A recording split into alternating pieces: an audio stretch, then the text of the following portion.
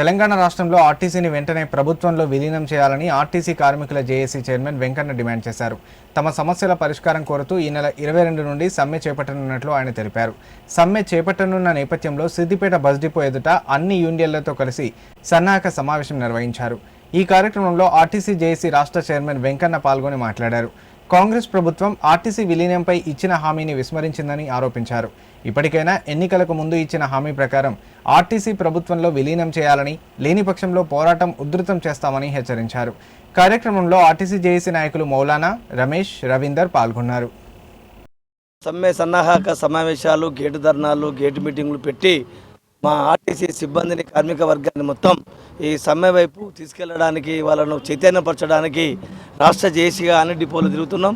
ఇప్పటికీ 5 సంవత్సరాలు దాటిపోయింది.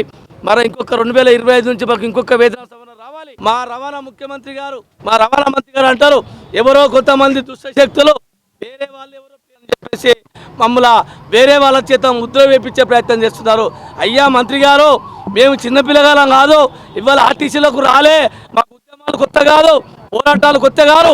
ఎవరో చెప్పితే వినేటువంటి దౌర్భాగ్య పరిస్థితులలో ఈ నాయకత్వం లేదు. మా ద్వారానే ఉద్యమాలు నేర్చుకున్నది రాజకీయ పార్టీలు, మా ద్వారానే పోరాటాలు నేర్చుకున్నాయి వివిధ ప్రజా సంఘాలు. ఆర్టీసీ కార్మిక వర్గం పోరాటం చేసే ప్రభుత్వాలు ఈరోజు మేము ఎవరి దగ్గరనో నేర్చుకొని పీఠాలే కదిలితే తప్ప మా కార్మికులు వెనుకకు పోరని చెప్పేసి గుర్తుంచుకోవాల్సిన అవసరం ఉందని చెప్పి తెలియజేస్తున్నా.